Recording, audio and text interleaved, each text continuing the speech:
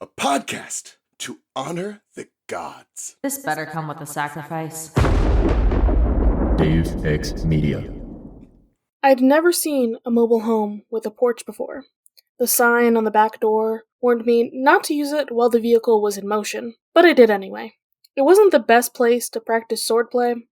It was too small, and 2 chairs took up most of the space. The cold wind whipped around me, and every bump in the road threw me off balance. But it was the only place I could go to be alone. I needed to clear my thoughts. I practiced summoning my sword from the duat and putting it back. Soon, I could do it almost every time, as long as I kept my focus. Then I practiced some moves, blocks, jabs, and strikes, until Horace couldn't resist offering his advice.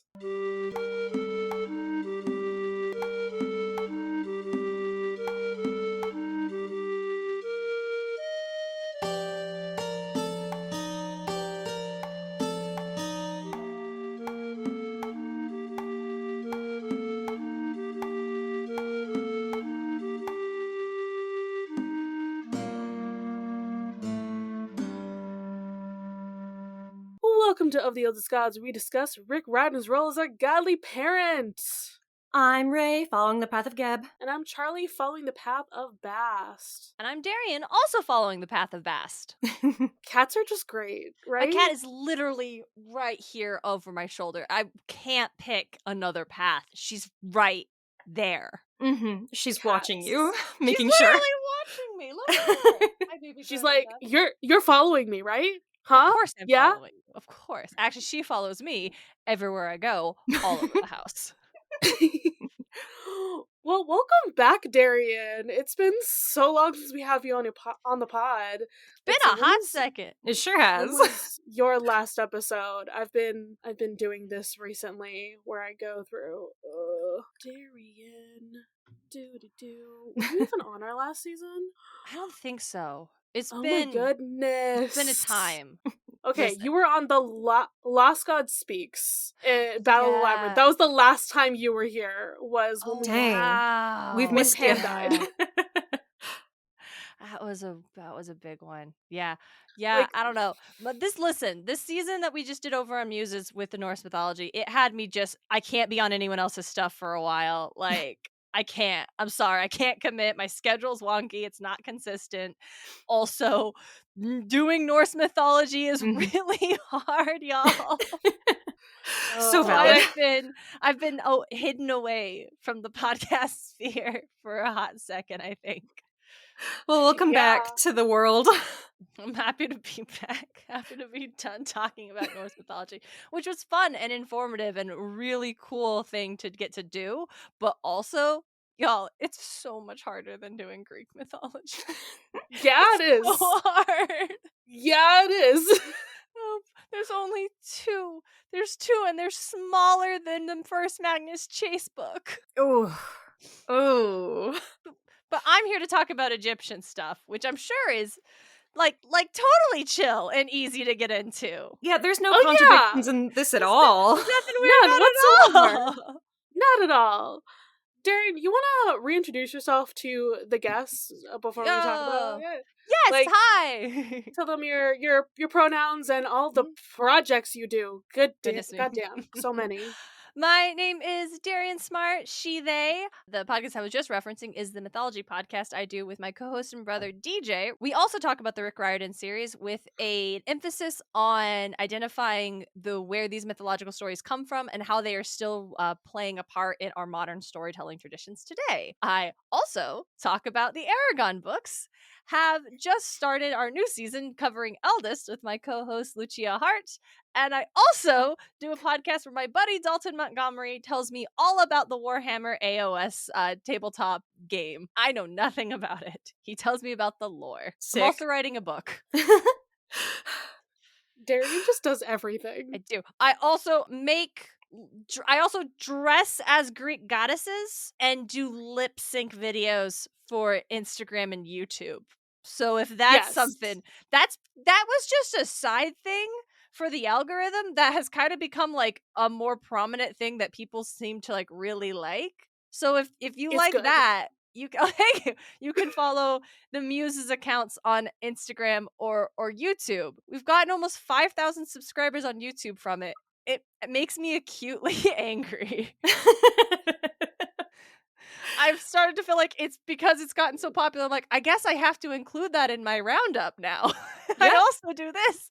If y'all like it, people seem to like it. Go check it out. Listen, I go and I watch all of them and I like all of them. The thing is, And they I try are to share fun. them. Oh, thank you, Charlie. Here's the thing. They are fun. Like, I'm perplexed at why this is the thing that is more. Well, I get why it's more Short form like content popular. is just so Short form marketable. Mhm. It's so marketable. It's so easily accessible. When it's relatable, it's easily shared. Like, I totally get it. It just like it. And I do work. I was gonna say like I work way harder on the podcast, and that's true. But like when I make the videos, I do spend like a whole day recording these and then editing them and putting them together. So like I also work hard on that too. And putting together So- an outfit, like that can't be easy. Yeah, I love your looks for each Oh, of the thank you. gods. They're so that good. was actually the easiest part. All those things are just things I already had in my closet. Like the rule is I'm not actually allowed to buy anything for this Well, good. except for the accessories. I did like buy like the hair pieces and stuff. And like if I'm at a thrift store and I see like, oh, that's a good Persephone thing, like I will get accessories, but I'm not allowed to go. So when people are like, what? I would love to see you do like an Iris one or an Apollo one. I'm like, I don't have clothes for that and I'm not going to go buy it. Like I can't be that. That's a dangerous path for me to be on. It's very good. Limiting yourself to closet cosplay. And if the fact that I had so much that worked for the array of goddesses says a lot about me as a person. So let's get into Kane Chronicles. Like, what's your Please. history with this series? Oh, I really love the Kane Chronicles. I was reading the Percy Jackson books right. I started reading them right before the fourth book, The Battle of the Labyrinth, came out. Like my grandmother bought my brother and I a copy at Barnes and Noble's this summer. It came out when we were visiting her in Texas. So I was reading Rick Riordan's work when the Percy Jackson series wrapped originally. And then when the Kane Chronicles was announced and he's going to do another one and it's going to be about the Egyptian gods. And I was like, hell yes, absolutely. Let's fucking go. Because I was an Egyptian mythology girly. Like, I like Greek mythology largely because of the Percy Jackson books, but Egyptian mythology was like, oh, that was the thing that I hyperfixated on. Like, that was the Egyptian mythology course in my 6th grade social studies class was like game changer for me. So I was very excited, and yeah, so that's my history. It's like I was one of the kids reading it when they came out.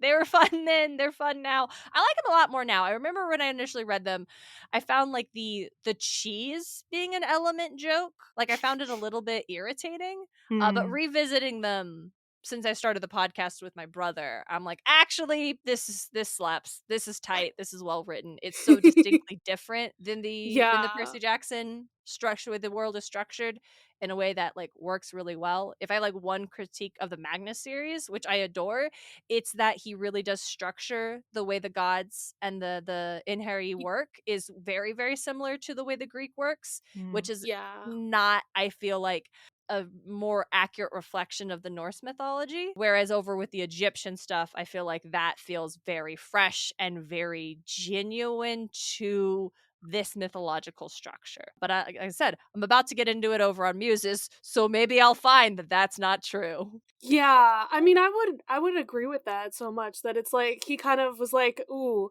maybe I tried to like be too weird and different with this Egyptian series. I need to return to form. So there's that seems entirely possible. I don't know how applicable this is to the wider culture, but I did see, I think Charlie reblogged on our Tumblr a poll of like which Rick Riordan series are the most popular.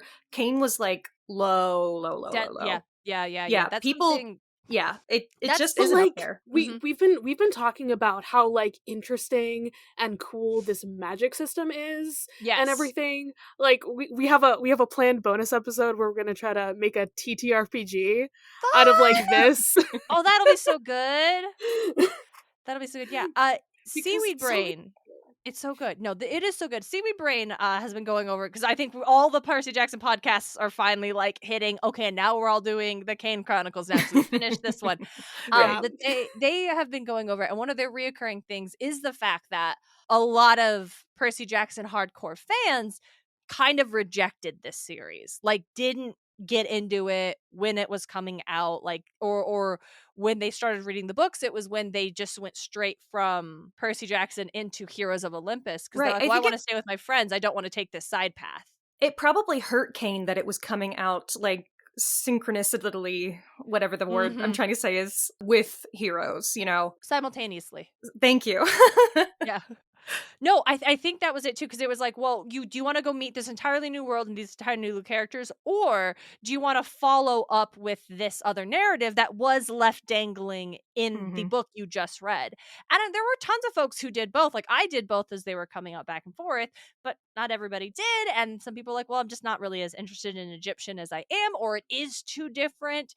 And so like I think it's totally like not dunking on anybody who didn't follow like the Kane Chronicles, but I do think there's a large portion of like the Riordan fandom that has heavily missed out because I think this is some of his most interesting world building. Absolutely. Yeah. If he ever finally does that like Irish Celtic mythology series, I want him to take like this route with it where he goes so different with it instead of just the formulaic structure. Did you read the Celtic short story he did? I have not yet. I have the book with all the short stories. I still haven't gotten to it. They're fun. They're fun. There's the Mesopotamian one is my favorite. I love. I'm waiting for Libby to get the second book in that series because that one is so good and it hits just right, and the short story is so charming. But the Celtic one is in that, and it was interesting. So may I discuss this? Is this okay? Yeah, go ahead. Yeah, I mean it's retelling, isn't it? So. Yeah, it wasn't like all the other books in the Dark Carnival were connected to one another in them existing as part of like the Riordan Presents a structure where it is modern kids dealing with these cultural mythological deities and stories in their real world. And then the Celtic one was actually him just like retelling a myth of a popular or a famous renowned, the word I want is renowned, a renowned Celtic hero.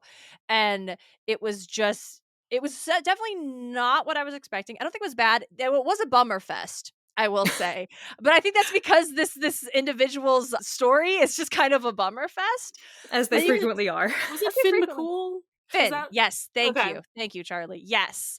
And and it was just, it made me think that maybe we weren't gonna get a Celtic series in the same vein as like Percy, the Canes, Magnus, because this dive in, or maybe it was just him like wanting to write it and tell it, but I was like totally ready and like, all right, now we're gonna get a Celtic. This is not that. Right. This is maybe he was dipping his toes into it and he was just like, what voice do I want to like figure out for this, you know? Yeah. And it was interesting because the story is called like, oh, I was a teenage outlaw, which felt like, oh, we're gonna get this kind of thing that he is known for. And so maybe I didn't like it because I went in with the wrong expectations for what this thing was. But it was also the story that finishes the Dark Carnival, and I was like, well, that's a bummer. We should have finished on the Mesopotamian one. I want to say Mesoamerican. That's why there's a weird slant that this was so much better. That is fun though, that he was like trying out like different types of looking into mythology, you know, like branching out almost his style. Because he's been like teasing that there would be like some kind of Celtic mythology one for a while now. It's like we're all waiting. We're waiting, right? Yeah, it is interesting. The City of the Plague God is the book. It's by Smartt. I'm probably not pronouncing their name quite correctly, but yeah, that one beats ass. Like it is the most. Oh, if you liked Percy Jackson and you liked that voice and you like that approach, you are gonna love this. Like, it doesn't feel like it's someone trying to be Percy. It has it very strong. It's its very own voice. But oh, I love Seek. the main character. He is such a good boy, and I love this world and the way these characters are. Like I feel like I need to be pitching City of the Plague God harder because it is unsung in this fandom. Like, y'all, for real, it's so good. I love that. I feel like that's like a fun tease for us for like years from now when we eventually get to this stuff. I know. It's like, how do we eventually? It's like, I think all the rare podcasters look around at each other. It's like, you gonna do presents? You gonna do presents? So do presents. Are we gonna do presents? How do we approach presents? Because there's a lot of white people in this sphere, and I'm like, I'm comfortable talking about Egyptian and Norse and Greek as like this very set apart, but a lot of the ones that are dealt with are more like living traditions or more ritual traditions, and I'm a little bit like, I don't know how I'm going to be bringing like my internet research thing and try to talk about like Korean. Like we'll do a bonus episode where I'll do like a brief highlight reel, but like I don't know if Muses is ever going to play that game, and that's okay. We don't have to, but I will still say y'all should read City of the Plague God. It kicks ass. It also had a problem. It came out right at the start of pandemic. It was written well before the COVID-19 virus was starting to be a thing. Like it had this crazy timing where he was thinking of like, what would this be like? What would it look like? And then it just became like too real. And I think maybe that, I bumped my mic. I think maybe that hindered it slightly because I don't think there was a lot of like, hey, I don't want that right now. And now that we're like a little bit out of the shadow, I feel more comfortable being like, but y'all, City of the Plague God beats ass. Let me tell y'all. It's really good. Yeah, there was a while in there where there were certain topics that were deeply uncomfortable. Yeah. Okay, so to bring it back to Kane, there's another question that we always ask our guests, and that is Carter or Sadie? Who's your fave? Oh, see, definitely when I first read it, I was like, oh, it's totally Sadie. Like, she's just so, like, feisty and says what she wants and also is the girl, and I am a girl, so it's Sadie. I think now I don't really have a strong preference between the two. I think I like them both equally, insofar that neither of them are my favorite character. And who is your favorite? Not a bad thing in this book? It's Bast. My favorite character. Yeah, I figured. As it should be. No, but I think I today probably lean a little bit more towards Carter, and I think that may just be a reflection of Rick Riordan trying to write a 13-year-old girl. Yeah, there's definitely some of that in there. And I feel like there's also some, authorial preference. Like they are deuteragonists, and it's not done terribly, but Carter does get, like, I feel almost a little extra depth just as a male character. These things happen. Yeah, I think that's probably it. And I think as Rick Riordan has gone on as a storyteller, I feel like he has definitely found the spaces where his strength is. And we do have a lot of his female characters as non-binary characters who have full and are rich and fully realized characters that were just not in their heads. And I think that works better. Yeah. Annabeth always played very well as a female protagonist who wasn't the main protagonist, even back then.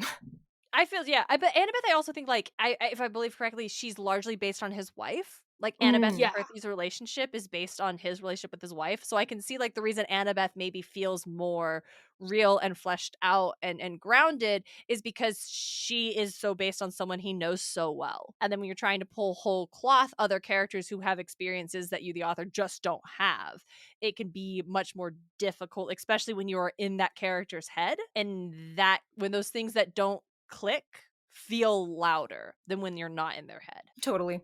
All right. Let me tell you what we read. Oh, please, yes. Let's talk about a chapter, maybe. It's only been 20 minutes. What a great idea. No. Are you sure you don't want me to talk about City of the Plague God more? I mean, kind of, but Give it the plug section. Yeah. Ishtar and Gilgamesh are in it. It beats ass. We love Gilgamesh here. We do love Gilgamesh. Okay, so Zia sets a rendezvous. Is this an accurate title? It is. Accurate. It's not a funny title, but it serves a different purpose, which is that it brings up intrigue. It, lets you know that Zia's going to show up. Yeah, it works perfectly. 5 stars, no notes. Good stuff. Okay. Best. She procures an RV from somewhere so the crew can drive to Phoenix. Khufu drives so that everyone else can have deep conversations. Thank you. Mhm. Best feels really bad for not being a good, brave guardian to her kittens. But she's going to make up for it because she's got some kind of plan to get Set's true name. We'll figure that out later. Carter plays with his sword outside of a moving vehicle. Very, very normal. And then a girl shows up. Zia wants to meet up with the main characters without Desjardins and potentially work together. Carter is mostly down with that, but he doesn't know about convincing everybody else. Zia warns him not to trust Amos for some reason, and then she disappears. She wasn't actually there. It was like a projection thing. That's all that really happened. It's a pretty Magic. short one. Mhm. Yeah.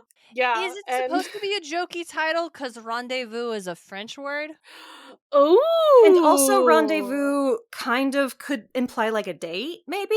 I I mean, didn't think it didn't was say- supposed to be a joke, but didn't say that Zia sets a date, so like, yeah, I don't know. Hmm. I feel like the French thing could be playing in there. We hit French jokes hard with our villain in this book, so we sure do. Yeah. I mean, one of the main characters is kind of British, so Mhm. there you go. That's why the villain has to be French. Exactly. Right. Well, I do not have any myth for you for this chapter because I thought maybe. there's not much to go off of here. But you know what I do have here? I have an email, actually. Ooh. Oh, I forgot to remind you, but you remembered on your own. Perfect.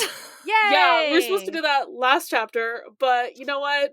This time I don't have a myth, so it works out anyway. Hooray! We got an email from Owen Chesson, about the Camp Half-Blood location theory.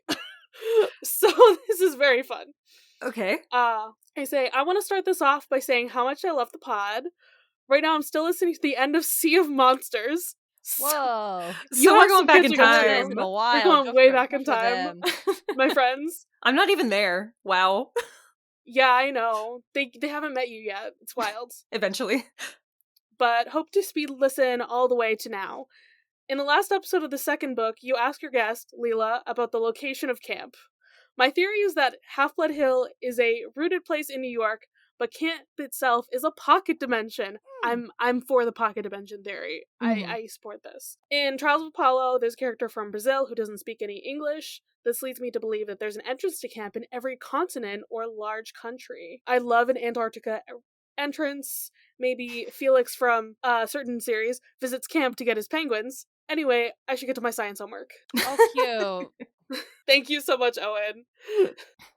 It would be interesting if there were entrances in various locations somehow using the labyrinth. Mm-hmm. But, you know, obviously they didn't have control of that before and it's gone now, so so that doesn't quite work. But maybe it wouldn't be the labyrinth necessarily, but like I do think that just like camp itself is some kind of pocket dimension and that's why it's able to move or what have you, to like, you know, kind of right? like how does it Olympus move? moves. Yeah, I would assume the camp moves because you know, but camp isn't a mythological location necessarily. It's, you know, it could, but it in is the in modern this age, world. is it a part of modern Half-Blood mythology that it like becomes? I don't know. Like, I don't know. Yeah, because in the Heroes of Olympus books, Riordan introduces the idea that like, oh, the Civil War was like Spoilers! and Camp Half-Blood. And I was like, no, I don't think there was the summer camp Half-Blood. I think it was the Greek and the Spoilers! who had their own thing. But the Mhm. summer camp aspect, I feel like I don't know. We will have to ask Owen from Through the Mist to maybe investigate this further. Yeah, But definitely. It feels like a modern solution to try to, because here's what's weird is that this far in 20 years into these book series, we don't have a history of Camp Half-Blood. Like, Right. who was the Yeah. director before Dionysus got saddled with the job? We Like, know that maybe it was Chiron Hestia? has been a trainer of Mhm. heroes for ages. yeah, But we don't know what that has looked like. Maybe this is just the modern interpretation of that, you know? Yeah. My Yeah, my fun little headcanon that I have for myself is that Hestia used to be the one who ran the camp. Oh, yeah. Which makes so much sense. And then, like, all of the demigods loved her so much because she cared, and this was her family, and this was their safe place. And then when Zeus wanted to punish Dionysus, he also wanted to get Hestia out of this position of power because he's paranoid and was convinced his sister was going to use the demigods to form her own army because they were more loyal to her than their godly parents who never talked to them. So he replaces her with Dionysus as a punishment because Dionysus isn't going to try to get close to these kids and support them. This is his punishment. And also, this is full, like, I'm just doing for funsies headcanon now bullshit, which I never participate in. But, like, the thing that Hestia says about Nico said hello to her, he was the first one in a long time to say hello to her.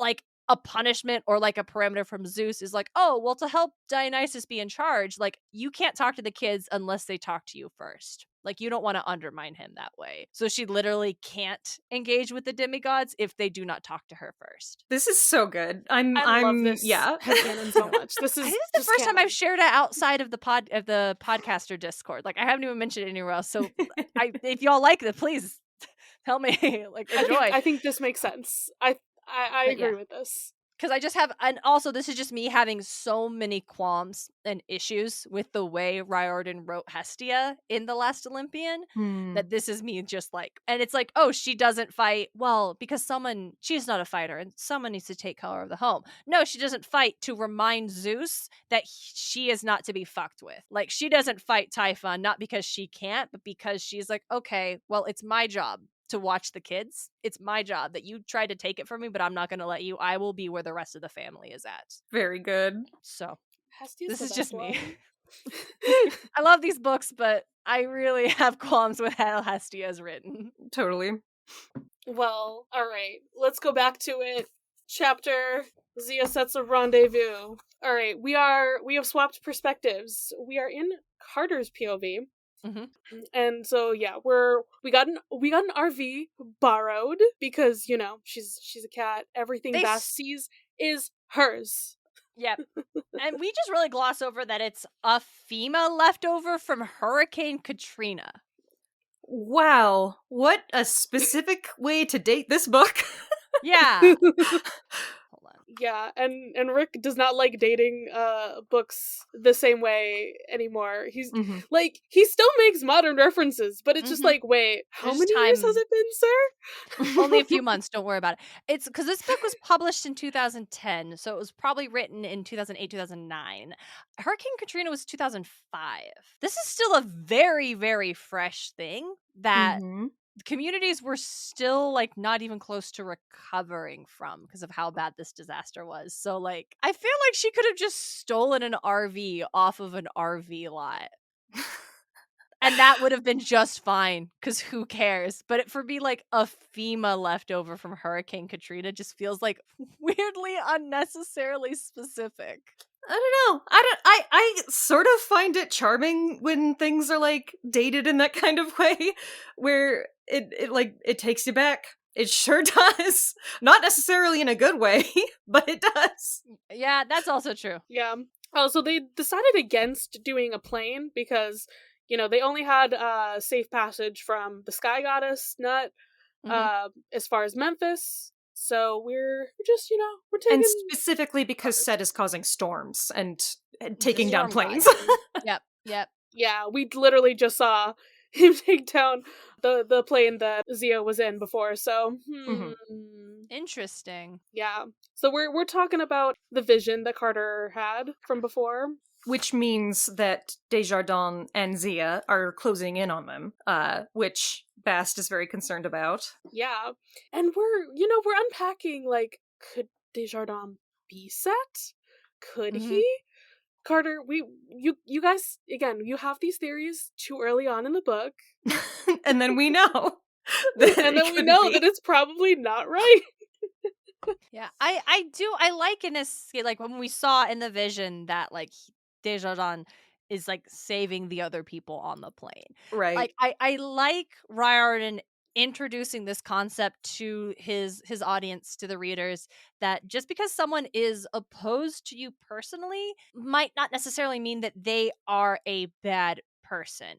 Now, I'm not saying that you have to forgive homophobes or bigots. That's not what I'm saying here. Like, Desjardins' specific thing is like the Kanes he views as a threat to the structure of the safety and stability of the world in this larger mythological, fantastical thing. And that is part of the reason why they are so ready to believe, yep, he's set. Yep, obviously he hates us, so he must be set. And so giving the idea that like, hey, people can be troubling and they can be antagonistic to your life, that doesn't necessarily make them the incarnation of chaos, though. Right. It's almost like he's creating complex and dynamic characters. Weird. Desjardins' Interesting. priorities are whack. And they involve killing children for being involved with gods and whatnot. Oh, he's real good. This is not an apologist statement. I'm just saying. Yeah, but that doesn't mean that, that he is evil in all accounts. Yeah, it is super interesting. Yeah. Can I comment on the structure of the Kane books real quick? Totally. Mm-hmm. Go for So it. this is the Kane Chronicles is the first one that Riordan shifted to doing this first person perspective. Well, No, not that. But the switching perspective, you mean? The back and forth, the switching perspective. Thank you. Multiple narrator POVs. That's what I wanted. And the way he does this in Heroes is that it just goes between each person's head and we live in their experience as they are experiencing it, right? It's not like this one is like the Percy one where Percy was telling you about your story later, but we never fully understand how he is doing that or through what medium. The Kane books make it very clear that it is Carter and Sadie. They are recording this together, taking turns sharing the story. And so sometimes this is meant to be a podcast. It is meant to be a podcast. Exactly. Pre or early podcast. Yeah, that's a great point, Charlie. And so we get sometimes like them commenting on each other's things back and forth like that. We get kind of a sibling dynamic in that like framing device, which is very charming. But sometimes we get this kind of weird lack of commenting on the information that was just presented, because at the point in time that is being told, the other character was not aware of the information, even though they are now. For example, Carter trying to ask Sadie, hey, what did you and Anubis talk about? Like, what really happened at that point in time? In the RV in that moment, Carter doesn't know. He did just hear Sadie talk about all of that. And so it's interesting when reading it, like there is no comment from Carter over what he thinks about that now or hearing of what happened now with Sadie and Anubis, like what he thinks about that. Or I get why she was being where she didn't want to talk to me. Then like, I'm not saying that's bad. I'm just saying like, it's the first time that, because I was thinking critically about this to come on the show, that I clocked that's, I would say, odd.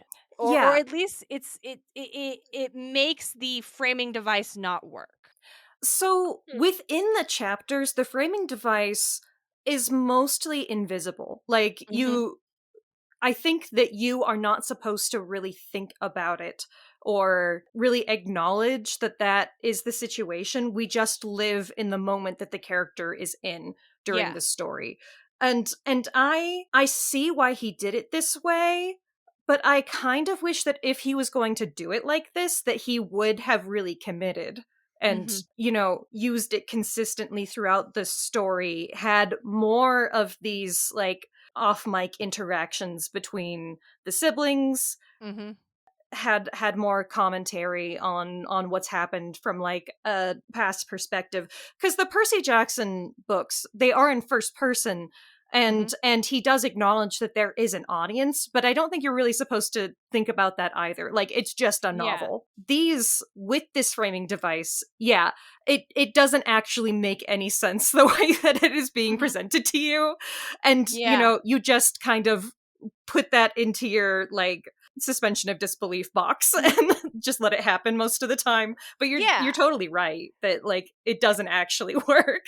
Yeah, it's like podcasts that start as being a narrative podcast that are like, you are listening to these audio recordings, you are listening to a radio broadcast, you are listening to something that is being told over audio.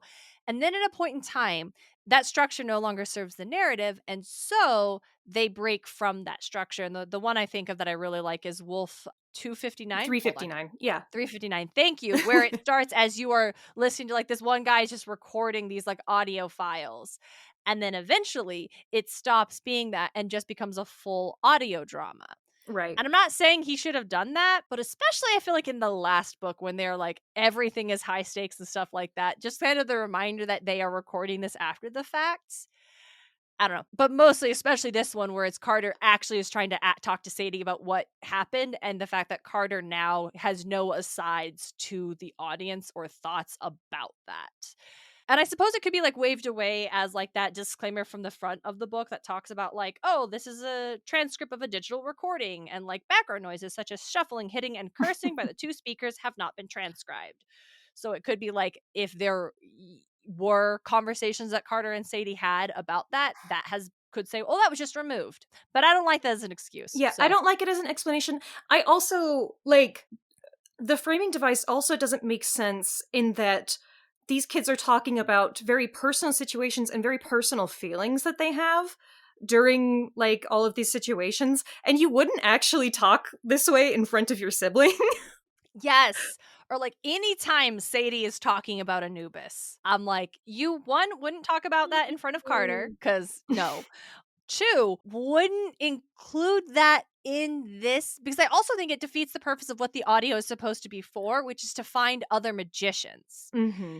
And so when they share their deep, I think like Carter talking about like grief for family, and it's like, it's good as a book, as a narrative, as like getting to present and let the reader feel these feelings and know it's okay to feel like this crushed feeling. It's okay to feel this grief and sadness. It's okay to feel this fear. Like as a book, of course you want that in there.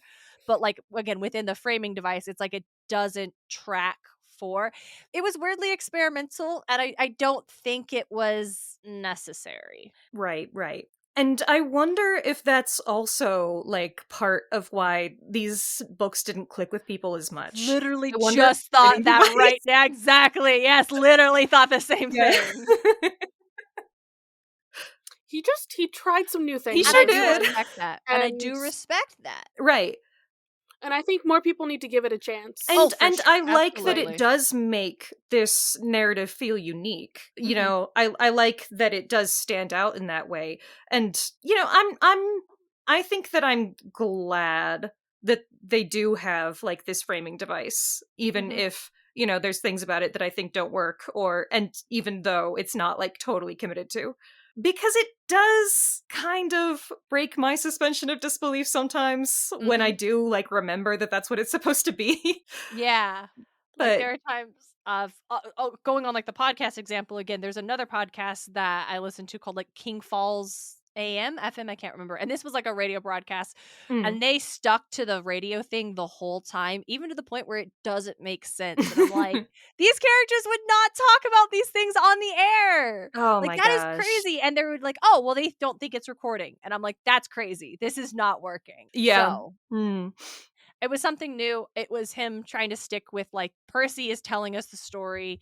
He wanted it to be more not tactile, but like the kids are telling us this story, make it feel real. Like this is meant to exist in our world where you could find the locker where they put this in at the end of the narrative. Sorry, spoilers for the end of the narrative. They talk about where you can find it. We're gonna have to chop and we know screw how to this find episode it. a little bit. It'll be fine. And they talk. I mean, they talk about that at the beginning, don't Do they? they? So Mm. They do. They mention the locker, and then you find out what that actually is throughout the course of the book. So if you're actually a magician, you can access the locker Mhm. and do it. So like it feels The first fun. page. It feels magic. Like I don't think it's bad, but I think like as you said, Raye, like sometimes the commitment or the lack of commitment to the framing device is what breaks the suspension of disbelief. Did you ever read Animorphs? I didn't. I was scared of them. Oh, The no, cover that's scared me as a kid. super valid. A lot of things sure did happen in those books. They have a very similar framing device where they are trying to warn you about these horrible things that are going on secretly. And the things that they tell you, the amount of information that they give you makes zero sense. Like, there is no way that they are actually putting out these stories where their enemies could get their hands on them. Like, Whoa, yeah, that's a good point. yeah. It's just in public schools. Anybody could find them. You get it from the Scholastic Book Fair. Yeah. Yeah. You know, somebody being controlled by an alien happens to pick this up at the Scholastic Book Fair, and they're like, huh, I guess that there are 5 human teenagers with morphing powers who are opposing our evil empire. Great. I know how to exactly find where them. they are, because they told me about the zoo and the beach and the mountains that are near their town, so I could absolutely locate them. That's so Anyways. funny. Yeah. Yeah.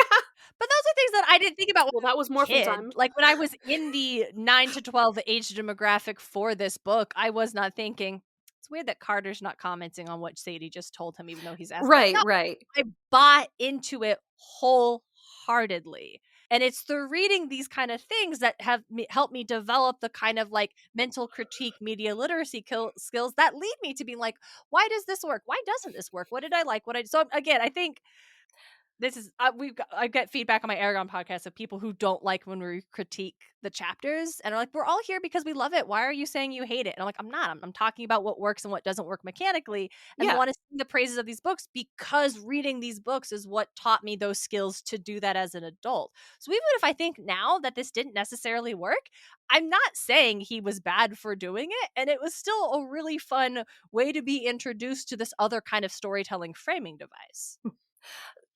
I'm sorry I have complex emotions about this thing. And I also think that critique is a valuable exercise, even, you know, no matter how much you enjoy a thing. Yeah. Because it makes us better readers and writers.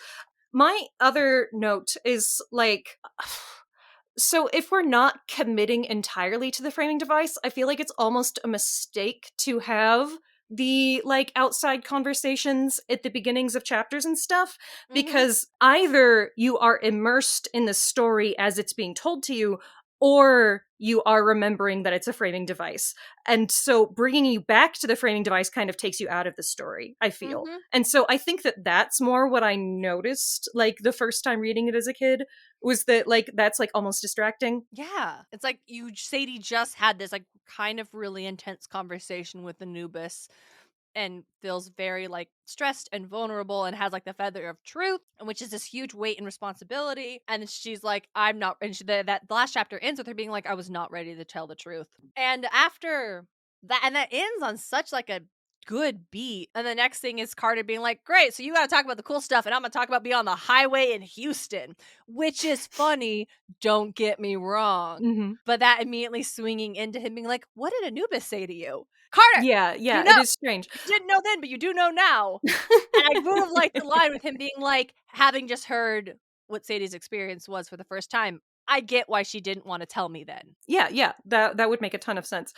I do like that the characters tell you immediately every time that the narrator changes, because when it happens without being announced in the story, sometimes I get lost. That is a problem that I had with Heroes of Olympus. It tells you on the chapter titles exactly who it is.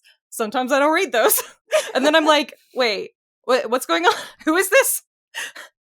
Don't you worry, bro. When we get to Heroes, we're gonna have to name our episodes. Oh my gosh.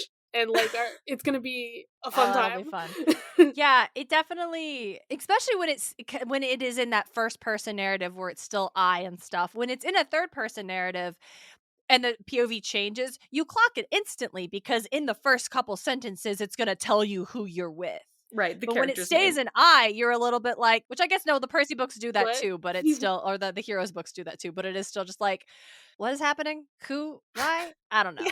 So it is, I'm down for it. It is fun, but it is like, anyway, we talked about this enough. Yeah, that was quite the long detour. That's okay, because it's a short chapter.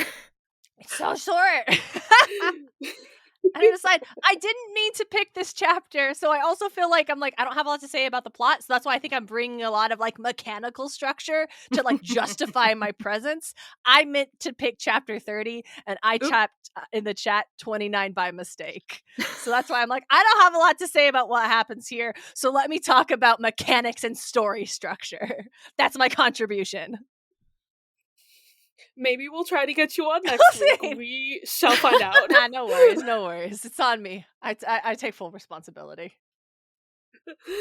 So Past and Khufu are driving this car, which Stolen RV. Khufu, the monkey. The line here is so funny, where he's like, he's navigating through rush hour traffic, barking a lot, baring his fangs. Nobody seems to think anything's weird. Very funny. How is he reaching the pedals? Baboons are pretty big. They're big. Baboons are big. I was like, is he tall enough? Yeah. They're not cute little monkeys. Baboons are fucked up. Yeah. This isn't a lemur. They can play basketball. Listen, they can play basketball. I'm just worried about the height, is if he's tall enough to also see the road and also touch the pedals. So I don't think the height is a problem. I worry about his articulation a little bit, He's got different sorts of... He probably has good enough articulation, just like I think monkey knees are a little bit different from people knees. Mm-hmm. And then like having to sit, I don't know how joints work for monkeys. Wait, what kind of baboon is Khufu? Do we know? It's said, right? Oh, I do not remember. I think maybe, but said? I do not know if it's been said what kind of baboon he is. I bet the Kane Chronicles wiki can help. Hold on. Always go to the wiki. Yeah, okay. That's where Rick Riordan goes for his information. My man. It just says he is a baboon. Yeah. Okay. Well, on average, they are 2 feet tall. Well, I found some saying to get up to 40-something inches, which would put him closer to like 4 feet tall. Wait. And this is just giving me like olive baboon. That's what Google is saying. Okay. Because I don't know what type. I'm gonna say. So I just looked up baboons in Egypt, and the Hamadryas baboon was according to this article, a representative of the god of learning. The species is now extinct in Egypt, but it's not extinct in Africa. It's in like Ethiopia, Somalia, Saudi Arabia, Yemen, so like in other places. So I'm gonna take a swing and say it's this kind of baboon, and then I'm gonna Google these facts about this baboon. How yeah, because even 40 inches seems so much shorter than I actually thought baboons were. Yeah, I definitely. I mean, this also could be like this is probably also their height when they're like crouching over. Anyway, okay. So the Hamadryas baboon, males have a body measurement of up to 31 inches, which is just under 3 feet. So Charlie, your question of how are they driving is. I'm so sorry that we were both like, no, it's fine. Baboons are big. I mean, yeah, we were so wrong. I want one in my room. Like, almost 3 feet is big for an animal. Mm-hmm. Like if he's got like a tail and he's able to like push the pedal down with his tail or something, I could buy that he can drive and like see the road and push the pedals. I could buy tails. Yeah, exactly. That's why I'm like, but wait, does he? No, so I don't know anymore. RV. How does a baboon drive an RV? This is the eternal question on my brain. And you do need some height to drive an RV, because RVs it's not like a little car. If it was like a little VW, you need good range of vision. And you really need to be able to like see like high, because you're gonna be exactly. That's what I'm trying to get at. You have so many more blind spots the taller your vehicle is. Mm-hmm. I'm not finding any good articles about like, I'm just finding how tall RVs are, but not like, hey, how tall should you be to comfortably drive an RV? Right. We should think about safety heights for children to be in the front seat. That might be... Yes. That might be the answer. I'm not sure. Well. Okay. While you're doing that, the kids have eaten. This is important to me that the kids are eating. It's so important. They're growing teens. They need to eat. Every time that they get a snack, I'm like, every time that they skip a meal, we're like, no! Like, no. They got some convenience store food and, Bass's Friskies we're good. We're okay. Also, Bast is stripping up the upholstery. Like, she's anxious. Yep. Gretchen. I think she has the zoomies. She needs to, like, She's trapped in an RV, so this is not a good place for her to have the zoomies. Very much Yeah, not a good. cat can destroy a small space like that. I do love the conversation they have where Bast is ashamed for fleeing because Nubis scared her, and how she talks about, like, no, like, your father freed me in exchange for protecting Sadie, and that is more important than fighting Apophis? Apophis, I'm not sure, but yeah, Apophis. And I love the line she also has. She's like, listen, even if I hadn't promised to do it, I would still do it anyway because I love you both. You are like my kittens. I'm crying. I love her so Really much. Good. She is Mama Cat. I love Aunt Kitty. Literally. It's so good. Yeah. Okay. I mean, that's also, like, her whole thing, and she's a protector goddess. Yeah. So, like... This next part of that conversation, though, is a little fucked up to me. She starts talking about how it's not just that they're important to her, and it's not just that they were important to their parents. They're important to the world because of what they are, not just who they are. They are, this... blood of the pharaohs. Right. They have the blood of 2 lines of pharaohs. They are incredibly powerful. They could do incredible things. They could reconcile the gods in the house. They could revitalize, like, Egyptian culture in the modern age. Like, they have had the way prepared for them. A lot of pressure to put on some kids. It is, like, is that the intent? Like, for the Kane parents. Like, Mama Kane died when the kids were pretty young, and they've been separated, and we find out that the house was responsible for Dad Kane not getting custody of both of his kids because they wanted the Kane siblings separated because they were too powerful together. Did they get married and have kids specifically to create, like, some uber... I don't think right. so. This is you have to believe no. Academia enemy bullshit. No, like, no. I think it was a later... I do think that it was the parents' intention, like, once they had kids, once she started having these, like, visions of the future. I assume that's when they realized how important their kids could be because they saw their kids doing great things. It still feels I do think fucked they had up, this though. like expectation. Yeah, this fucked up expectation on their like 6-year-old kids of like they're going to, further this generation. That's going to be what they have to do once we're gone. Because the eugenics otherwise are so right. No. Like but I don't the think way that it is together like the whole bloodline with that thing and like intention. basing a story off of that is always uncomfortable. Yeah, and I understand why, again, mechanically Rick Riordan did this thing with like you're the blood of the pharaohs. And it's because it's like the idea is for this book to be set in our world. The idea is that this is the real world that you, the reader, also exist in, and magic is real here.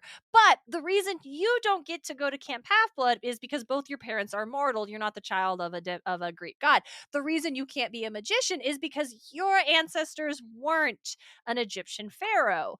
So like that's what it is. It's to explain why everybody can't do the magic and only certain people can do the magic. And it's like, well, way back in time, the pharaohs were literally the host of these gods. And so that remains in your like genetic bloodline potential. And it's like, okay, if we don't examine that any closer, that's fine. And if we do examine that any closer, we get eugenics. And that's troubling. Yeah, and like as I've like talked about a lot in this book, like Rick did base the whole like the pharaohs were host the gods off of like many things that they believed in the Egyptian religion and everything. So like that's where he got this magic system from. But it just when you put that into like a kid's book and then it becomes very like and you're so special because your ancestors were special, and then it's like but kids who don't have special ancestors aren't special, and your blood is so pure. We don't want to do that. Let's not do that. I think you could have like I get it. I feel like we could have just had sometimes you like Egypt. I don't know. Superhero It could have rules. just been, you have an affinity for this magic.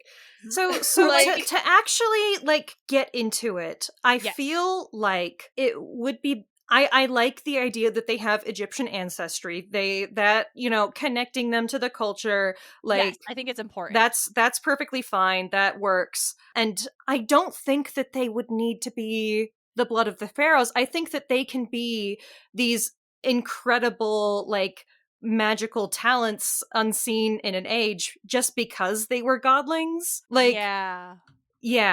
Like, and so I They think could've that just we're been going to, chosen by the like, gods. use By happenstance. Or because they were Right. there when the thing exploded and they happened to have the gods or pick them, something like, that their yeah. parents did that Yeah. like caused them to be like good hosts for gods. I don't know. Mhm. But yeah, we wouldn't need to have the bloodline thing. It's so Mhm. true. Yeah. Yeah. Weird. We certainly went around with this. Yeah.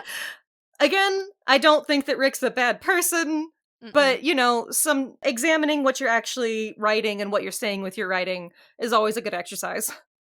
Absolutely. I also, again, like, the book came out in 2010, which is not to say that these concepts weren't something you could have analyzed a little closer in 2010, but it does feel like the way certain societal things have gone since then means that we are a little bit more acutely aware of those Mhm, implications than perhaps was a little bit more niche to even think about. We just have more access to, I think, the wider spread of knowledge and circumstance and events through history more casually than, I don't know. Does Yeah, this make sense? I think that like social consciousness is becoming very hot topic in the modern age because of like our societal like cultural divide, and that there is an awareness in the general public. So yes, moving on from that conversation, we talk about Anubis again a little bit. Carter tells Sadie that he never saw the human-headed form of Anubis. He always had the head of a jackal, even when he had like a human body for him. Interesting. So Carter was not like, that guy was hot. He was No, like, that guy has a jackal head. scary. I'm That scared. was a monster. No bisexual Carter. Not today. Sad. Not today. Yeah, so very interesting that Anubis only showed his human face for Sadie. Bass think it's a glamour, which is interesting. I mean, it could be, or it could just be that, like, he doesn't show Bast his human face because cat and dog do not get and along. it also, like, you're saying, like, show his face, but it might not be, like, something that he's doing. It might be based on the person's perception of him also. Like, because we also know that Sadie saw more. She was able to see that they were, like, simultaneously in this graveyard when nobody else could. Yeah, And so she does have a ISIS, certain awareness. and having, because she's currently hosting ISIS, is more deeper tapped into the magic, and that's why That's she's possible, able yeah. to see. It's also interesting it could be. when Bass suggests that it's glamour. Like, that makes it very interesting because, like, we're seeing Bast. She is possessing a house cat, Yes. but she is presenting herself in this, like, form of this woman, but she's not. She's still like this otherworldly ethereal deity. And that does beg the question, how much control do the Egyptian gods have over how they are perceived? Like, does Anubis actually just look like a 16-year-old, and he is making himself look like the jackal-headed god to other individuals who he doesn't want to see him, and Sadie is seeing through that? Or is he selectively picking and choosing what everybody sees, and there is no true form? Like, we don't know how the gods work in that kind of capacity. And see, so my more like headcanon way that I would perceive it is like both are true. It's just that, like, because what they sort of say, I don't remember if this was in the book or if it was something we read on a wiki, but that like the animal headed versions of the gods are like an interpretation and not necessarily what they actually looked like, because they are both the animal and the human form at the same time. Yes, yeah. And so like that's the way that I would think about it, is like he just is both, like Mhm. a real teenage like- boy and also a jackal-headed god, and Mhm. Just like they can exist in multiple places at once. Like all of these things are true at the same Mhm. time. So there is no one truth that is more true That's than a the good point, other. because it's in the Greek books, there is an idea of the gods, they have a true form. Because that comes from mythology, and Semele dying when she asked Zeus to show her his true form. right. And so we know that in the Percy books and the heroes books, we know that the gods form that the heroes are interacting with is not what they really look like. So it's going over Yeah. here, it's like, And- is it that, or is it, as you said, Yeah. Charlie, like they look like all of this, and it's just kind of like a collage layered on top of each other, but every piece is their pieces. Yeah. I would argue that it's definitely different, because like that's true of Greek and maybe Roman Mhm. gods, because like that's like That's very in the lore. much It's right there. Yeah. Yeah. it's part of the lore. It's right there. That's how that works. But the Egyptians, like, they have multiple interpretations. They can be more than one thing at once, and we already know about the duat. Like, there's multiple levels of like seeing different things. So like, there's not Yeah. one truth. Mm. I think that's just it. Is that there's multiple things happening here. So it's Horace's birthday. Happy birthday, birthday, Horace. Horace. Carter did not even tell him happy And- birthday. No, Never he did not. So rude. And tomorrow is Set's birthday. And my goodness, we still have to get his secret name. Ugh. Isn't that wild? Before his birthday? We have so much So to do, yeah, guys. Bast says And- that she has an idea for how to get it. They'll make a stop. She doesn't want to jinx it, so she's not going to tell us. Interesting. You know, there are certain things that are done for the narrative where it's like, I'm not going to tell you what it is because it's more interesting to just go do it. Mhm. And that's fine. Yeah. But also, no one ever tells these kids anything. Nope.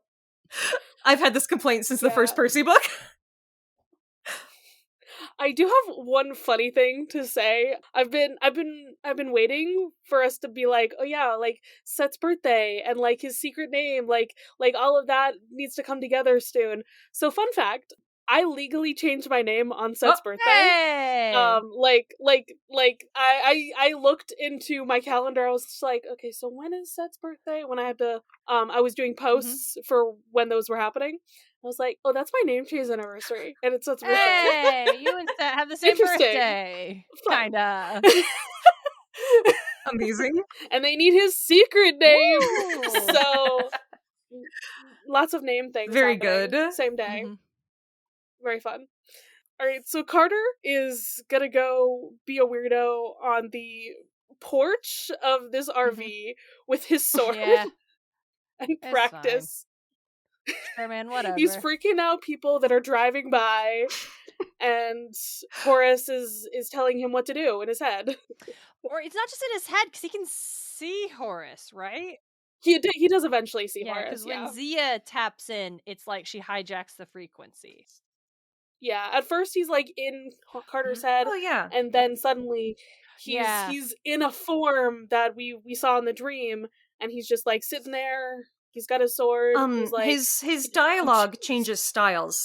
Yeah. When it's just in their brain, it's italics. He then gets into quotation marks when he Mhm. appears more visually. He's Yeah. sitting on the deck chair with his feet up on the railing. What a mood. Oh, why very not? good. And so something is gonna happen. He has to be prepared. Something's gonna happen at the river. So specifically, we get a glimpse of like Set tried to kill me so many times, which I always love to bring up the Set versus Horace. Yeah, they got thing. history. They got history. They got so much Beef. history. They had so many different challenges together, and I wonder what's coming up for us. Ooh. So What could it Horace be? is trying to talk to Carter about this, and then his signal gets interrupted. Yeah, and I find that so interesting because I think that tells us a lot about the magic almost. So he just says like, oh, it's like a different force, and then he's just replaced by an image of Zia. Mm-hmm. And it's like, are they using the same channel to talk to? It's like when phones and internet went through the same lines and you couldn't do both at the same time. It's the same radio frequency. That's all Apparently. it is. Like, And that kind of implies that the gods' connections to their hosts are like a lot more tenuous than I would have thought they would be. Yeah. Especially if Horus is like literally semi-possessing Carter. Right. well, maybe it's just like the him in his brain versus like him, projecting himself out of his Uh-huh. brain is like a little bit different Right. or something. And so maybe it could also be a limitation of Carter's mental attention. You know what I mean? Yeah. Like maybe Horus is still as there as he ever was, but Carter can only perceive so much at one time. yeah, this is fair. Maybe, but it's the way he says, like, oh, the God's image, Horus's image began to fade and the God frowned. What is this? Someone's trying to, a different force, and like starts to break out. So it's less like all of a sudden Carter can't see him, and more like it feels like he is starting to like static out almost. Yeah. And that feels more like external interference to me. But it's also like, is it because the magicians have been so like anti the gods for so long that their entire magical presence is designed to push any gods away? So That's an interesting theory. So like if another god wanted to talk to Carter, maybe they both could have done so at the same time, but because it's a magician, that's what forces Horus out. That feels My- very possible to me. Yeah. My brain's just like, I don't know if it's quite as complicated as We're making interpreting. it. But Yeah, Well, you know. it's weird though, because know. why wouldn't he be? Why would Zia talking to him interfere with Horus know. being there? Like that is very specific. That's a specific choice. If we just didn't want to have Horus and Zia at the same time, the conversation with Horus could have just ended, and then all of a sudden It could Zia's be. there. But making that cutoff, I think, is meant to communicate something about the way the world works. Maybe. Well, Zia's here finally at the end of the episode. She is setting the rendezvous. She's like, "Okay, we're here. There's four of us. We've gone into like two groups. She's with Mel. There's a magician named Mel, guys. Very important information. It just Is that a joke? Like I don't understand. Yeah, Mel, no, it's a me name. neither. Like, I guess it's kind of an unusual name, and like, it's single syllable. You could perceive it as like a little funny. It's a little out of date. Like, you don't meet many people named Mel. He acts like this is so unusual. I think like it would have been funnier. It's like a Melvin. All right, that's kind of funny because Mel's like a weird magician name. Sure, but like Dolores. You have a magician named Dolores? Melvin, Hubert, Baby Weems. I don't know. I still want the cowboys to come back. Like, I wish they had been real guys because they were my favorite. I miss Lizard Wizard every day. Wizard, very good. So yeah, they're coming to stop Carter and Sadie because they're still using godly magic. Godly magic bad. It could make things somehow worse, even though they're trying to stop Set. So Yeah, whatever. but they don't like the way they're trying to stop Set. Yeah, it's like you're Mhm. doing it wrong. Try it my way, actually. Like, from the perspective of the laws of the house, from the perspective of Desjardins, it makes sense. Because the idea is you are going to create more chaos, you are going to make things worse. Like, Yeah. we know the gods' patterns, we know how destructive they are. Like, and Carter is saying, but I can do it. I can control Horus, which seems a little hubristic, but Yeah, all right. Carter is 14, 15? 14. Yeah. He's 14. 14-year-old. Okay, sure, kid.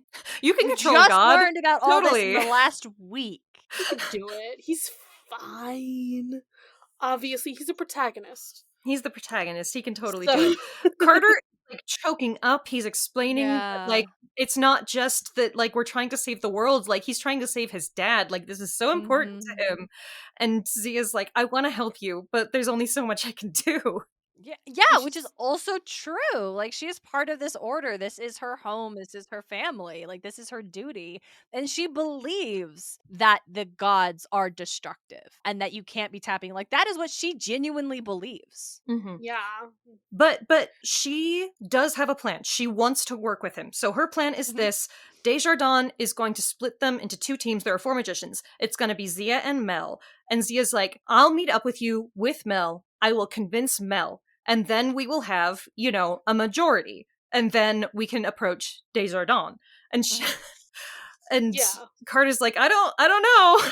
We'll see. Like, I want to trust you, but like, do you have a reason for me to trust you? Yeah, and she says like, "Oh, Carter, I have to tell you something that might help, but it has to be said in person."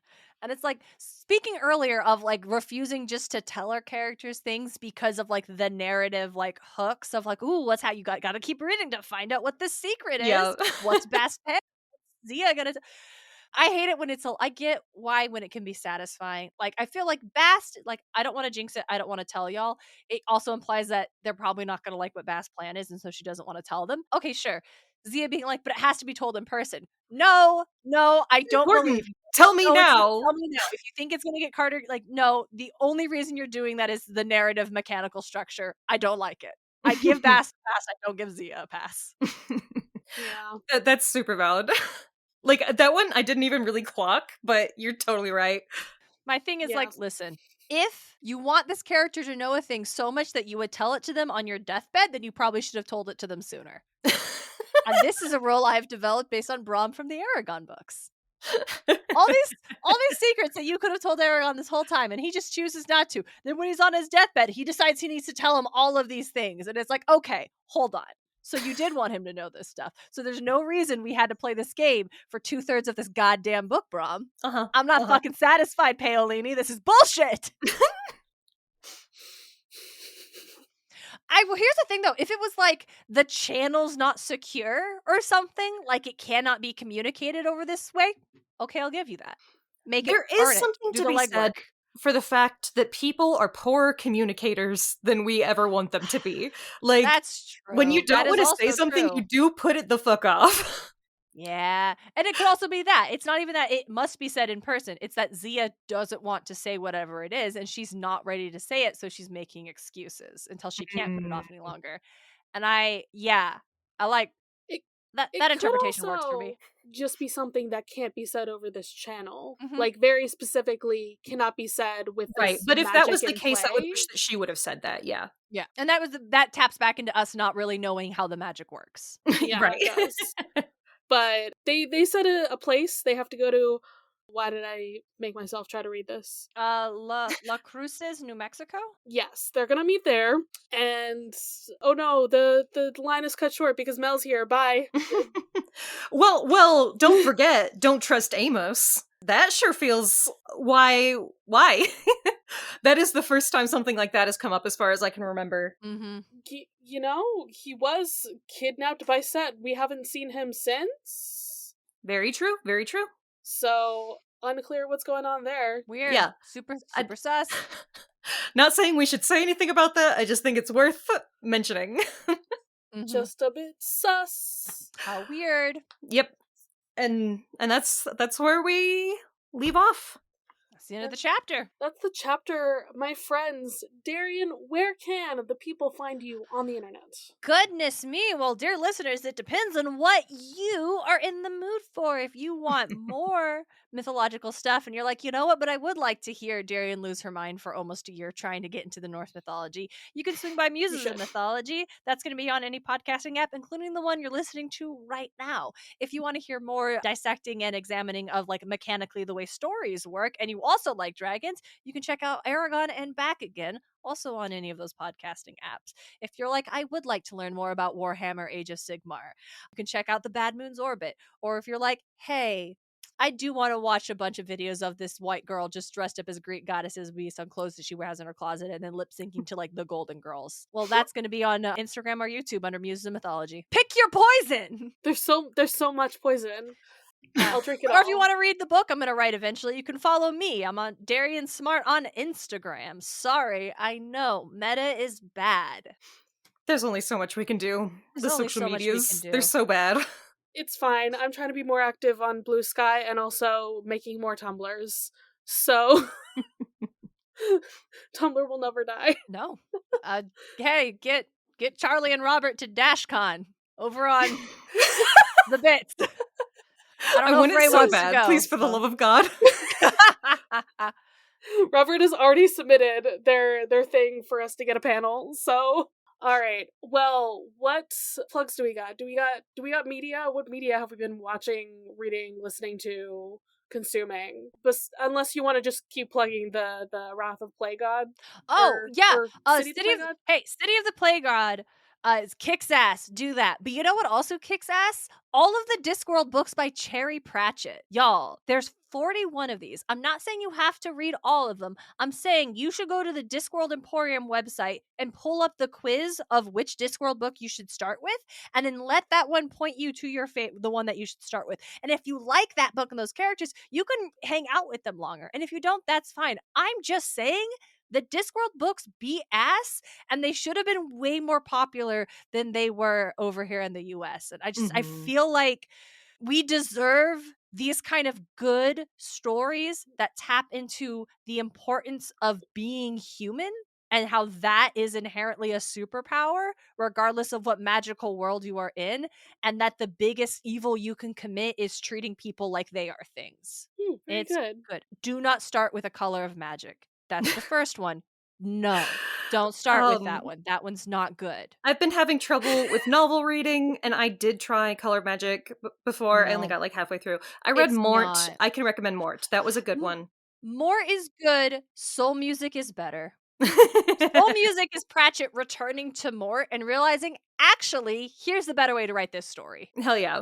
So I'm trying to get more into those. Hopefully I do soon. Depends on what you like. I've been posting a series over on the Muses Instagram based on a bonus episode I did recently, where I'm saying this is what Discworld book you should read based on your godly parents. Hell yeah. That slaps. So, very good. Charlie, yours was Hades, so you should do Reaper Man. Okay. Raye, remind me of yours. Dionysus. Ooh, you should do Witches Abroad. Okay, very good. And actually, Witches Abroad is the first one I read, and it's a great dive into just the Discworld and the vibes and the weirdness. So like, and then Reaper Man is so strong and so emotionally resonant. So like, those are the two for you two. I recommend. Hell yeah. Good shit. I have been consuming more of Only Murders in the Building because way back in the day when season 1 came out, me and my mom watched it. Aww. And then it's one of those things where you're watching it with somebody else, and so it's very hard to like keep consuming a thing. And I was like, you know what? I'm just gonna do that because Abby's been obsessed with it lately. So I was like, nice. I need to watch this so I can talk to her about it. That's excellent. Yeah, I've been playing Sonic games because my one of my roommates is obsessed with Sonic and owns a lot of games. Nice. So I played Sonic Forces. It's, not very good. It's okay. Aww. You get to make an OC. So that's fun. That's like everyone on the internet who likes Sonic. Exactly. And also OC? It was quick. So it was, a good way to like get into it. And now I'm on Sonic Generations, and then I'll be able to play Shadow Generations, which like I'm obsessed with Shadow the Hedgehog. So I'm very excited. Just 1 ounce. Sonic Generations, great game, controls way better than Forces, and I'm having a ton of fun. So good. That's better. Good times. Good stuff. Nice. So happy for you. Oh yeah, why don't you release us from this mortal coil? I think we're done now, right? Yeah. I have people coming over to my house in 90 minutes, so I kind of need to finish prepping for my birthday. Oh shit! Party. Okay, let's get out of here. Oh no! Okay, I'm fine. Throwing a big fancy tea party, guys. The transmission is like going all funky. I guess we gotta get the fuck out of my house of life. Bye.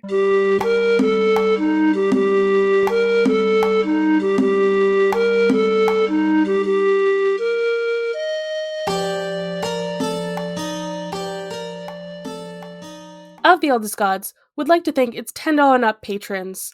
This means you're either in the Savior of Olympus tier or the God Complex tier on our Patreon, patreon.com/oftheeldestgods. Thank you all so much for your support, especially Matt, our God Complex patron.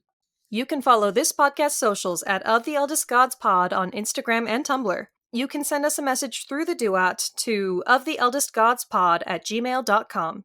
If you'd like to support us financially, join us at patreon.com/oftheeldestgods. By becoming a patron, you can join the Deus Ex Media Discord server, where you'll be able to chat with us and other listeners about the Riordanverse or whatever else. Our $5 patron tier also gets you access to Against All Odds, our monthly bonus show.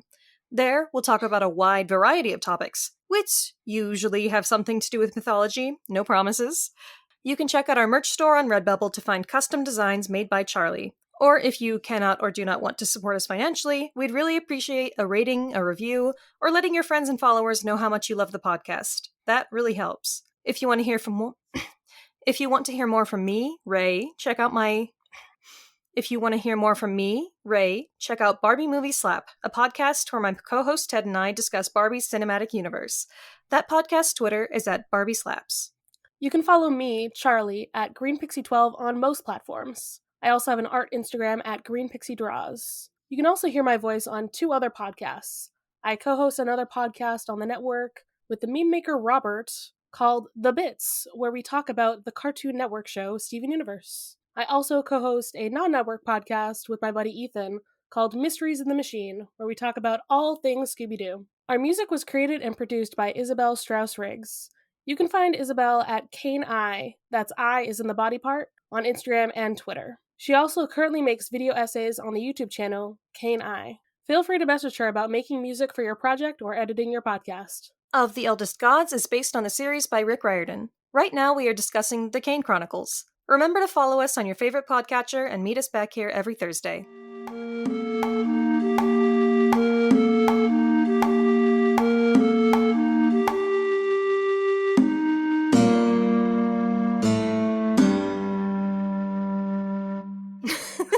Okay, bye. Bye. We're breaking up. Bye.